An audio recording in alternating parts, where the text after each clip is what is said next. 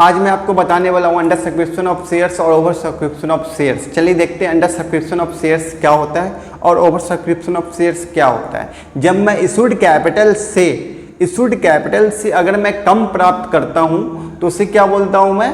अगर मान लीजिए इशूड कैपिटल से आप सब्सक्राइब्ड कैपिटल कम प्राप्त कर रहे हैं तो उसे मैं अंडर सब्सक्रिप्शन ऑफ शेयर्स बोल रहा हूँ। जैसे कि आप इस केस में देख सकते हैं कि 3000 लोग से मुझे 100 रुपये करके चाहिए था, बट मेरे पास आए हैं 2500 शेयर होल्डर। ऐसा थोड़ी है कि मैं 3000 लोग से मांगूंगा और 3000 लोग आकर कहेंगे लीजिए पैसा, ऐसा थोड़ी होता है। ठीक है, तो मान लीजिए मैं 3000 लोग से 100 रुपये करके मांग रहा था, अब 2500 लोग आए हैं और 100 रुपये करके दिए हैं, तो मुझे तो उतने ही से कंपनी चालू करनी पड़ेगी ना, क्योंकि मेरे पास उतने शेयर होल्डर आए नहीं है। हो सकता है कि मेरा कंपनी खराब होगा, गुडविल खराब होगा, जिसके कारण कंपनी में रुपया लोग नहीं लगाना चाह रहे हैं शेयर होल्डर। ठीक है, तो अगर मान लीजिए इशूड कैपिटल से सब्सक्राइब्ड कैपिटल कम है तो आपको, तो मैं क्या बोलता हूँ उसे अंडर सब्सक्रिप्शन ऑफ शेयर्स, और वही 2500 शेयर्स से मैं 90 पास करूँगा।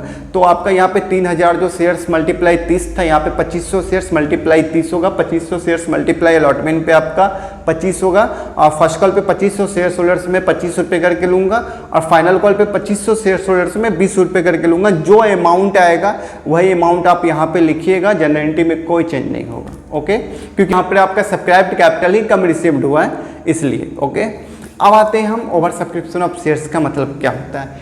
ओवर का आप नाम से पता कर सकते हैं। ओवर का मतलब क्या हुआ, ज़्यादा। ठीक है, अगर मान लीजिए आप इशूड कैपिटल से आपका सब्सक्राइब्ड कैपिटल ज़्यादा हो गया तो उससे मैं क्या बोलूँगा, over subscription of shares. Over subscription of shares, suppose मान लीजिए आप यहाँ पर 3000 लोग से 100 रुपये करके मांग रहे थे और आपके पास 3500 शेयर होल्डर आ गए हैं 100 रुपये करके, तो आपके पास 500 शेयर होल्डर जो ज़्यादा आए हैं वो क्या हो गया आपका ओवर सब्सक्रिप्शन ऑफ शेयर्स। अब आप ही सोचिए, आपके पास 500 लोग ज़्यादा आ गए हैं तो आप क्या कीजिएगा। तो ओवर सब्सक्रिप्शन ऑफ शेयर्स में आपका 3 केस होता है। वो 3 केस क्या होता है वो मैं बता रहा हूँ। तो आप सपोज मान लीजिए कि आपके पास 500 शेयर होल्डर ज़्यादा आ गए हैं, तो आप 500 शेयर होल्डर के साथ क्या कीजिएगा, क्योंकि आप जिसको 500 शेयर होल्डर को जो शेयर्स बना रहे हैं अपनी कंपनी में शेयर होल्डर बना रहे हैं, उसको आपको अपने प्रॉफिट में से प्रॉफिट देना होगा। ठीक है, लॉस में से लॉस सैक्रिफाइस तो करेगा ही, बट प्रॉफिट में से उसको प्रॉफिट देना होगा। तो मुझे तो सोच समझ के बनाना होगा ना। अगर कंपनी प्रॉफिट मोटिव है, प्रॉफिट अर्न कर सकते हैं हम, ठीक है, तो मैं क्यों शेयर होल्डर बनाऊंगा 500 शेयर होल्डर को। जितनी की जरूरत थी मैं उतना ही लूंगा, 3000 शेयर होल्डर को ही लूंगा। अगर मुझे कंपनी में ज़रूरत नहीं है, अगर मुझे लग रहा है कि मैनेजमेंट खराब है, प्लानिंग खराब है, हो सकता है इन फ्यूचर लॉस हो सकता है, तो मैं 500 शेयर होल्डर को शेयर होल्डर बना लूंगा। मैं डूबूंगा तो भी डूब। ठीक है, अगर हम मुझे थोड़ा चांस लग रहा है कि मैं कन्फ्यूजन में हूँ कि हो भी सकता है लॉस, नहीं भी हो सकता है, मेरा प्रॉफिट हो भी सकता है नहीं भी हो सकता है, ठीक है, तो मैं क्या करूंगा कि पार्टली को रखूंगा, पार्टली रिटर्न करूंगा। मतलब कि 250 शेयर होल्डर को मैं रख लूंगा, 250 को रिटर्न कर लूंगा। तो बेसिकली आपका 3 केस बनता है अगर ओवर सब्सक्रिप्शन ऑफ शेयर्स होता है। तो पहला जो केस है आपका फुल अलॉटेड। फुल अलॉटेड का मतलब ये हुआ कि पूरा के पूरे शेयर होल्डर को आप रख रहे हो अपने पास। ठीक है, पूरे के पूरे जो 500 शेयर होल्डर था वो आप अपने पास रख रहे हैं। सेकेंड केस जो आपका होगा वो क्या होगा, फुल रिटर्न। फुल रिटर्न का मतलब कि आप वो 500 शेयर होल्डर से हाथ जोड़कर माफ़ी मांग लिए कि भैया आपको मैं शेयर होल्डर नहीं बना सकता हूँ, आप अपना रुपया लीजिए और घर जाइए।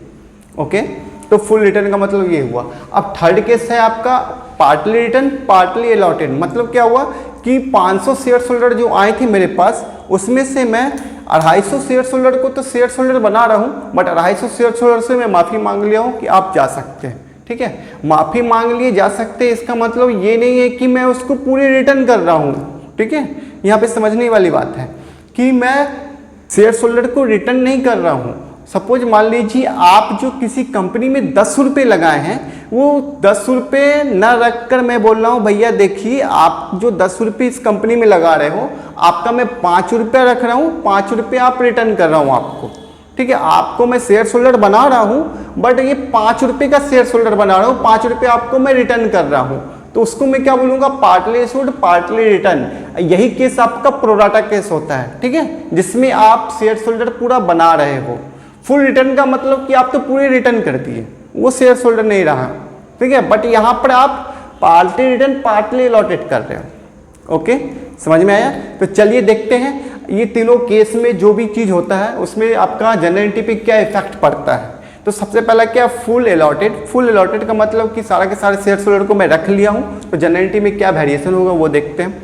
तो सबसे पहले क्या होगा आपका, जनरलिटी क्या था एप्लीकेशन मनी का, तो एप्लीकेशन मनी का क्या जनरलिटी था आपका, bank account debit to equity shares application account. इसमें मैं इशूड कैपिटल को मल्टीप्लाई करता था एप्लीकेशन मनी से, बट इस केस में आपको ओवर सब्सक्रिप्शन शेयर्स को मल्टीप्लाई करना होगा एप्लीकेशन मनी से। समझ में आ रहा है, ओवर सब्सक्रिप्शन शेयर्स को मैं एप्लीकेशन मनी से मल्टीप्लाई करूंगा, मतलब कि 3500 शेयर्स को मल्टीप्लाई करूंगा मैं 30 से, तो मेरा अमाउंट कितना होगा, 1,05,000। ओके, एप्लीकेशन का फर्स्ट जो एंट्री होगा वो bank account debit to equity shares application होगा, और अमाउंट जो होगा आपका over subscription shares multiply application money 1,05,000, 1,05,000। Okay, अब सेकेंड एंट्री जो होगा आपका एप्लीकेशन का वो क्या था आपका, equity shares application account debit to shares capital था। जब हम पूरा रुपया रखते हैं तो हम अलॉटमेंट से क्रिएट करते हैं। ओके, तो यहाँ पे क्या हो जाएगा, equity shares application account debit to equity shares capital और टू शेयर्स अलॉटमेंट अकाउंट से मैं क्रिएट करूँगा। तो अमाउंट क्या होगा आपका, तो यहाँ पर आपका 1,05,000 रुपये ही होगा इक्विटी शेयर्स अलॉटमेंट में, तो शेयर्स कैपिटल में होगा वो क्या होगा, तो issued capital multiply application money, तो 3,000 शेयर्स को मल्टीप्लाई कर दूंगा मैं 30 से, तो 90,000 रुपये आपका शेयर्स कैपिटल में होगा। ओवर आपके पास आया था 500 शेयर्स, तो 500 शेयर्स मल्टीप्लाई 30 एप्लीकेशन मनी से मल्टीप्लाई करूंगा 30, तो 15,000 रुपये आपका टू शेयर्स अलॉटमेंट में होगा। ओके, समझ में आया। अब आपका जब हम फुल अलॉटेड कर रहा हूँ, फुल रख रहा हूँ, इसका मतलब मैं शेयर होल्डर को रिटर्न नहीं कर रहा हूँ, उनका मैं अगला इंस्टॉलमेंट एप्लीकेशन पे ही रख रहा हूँ। ठीक है, तो आपका अलॉटमेंट पे भी वेरिएशन होगा।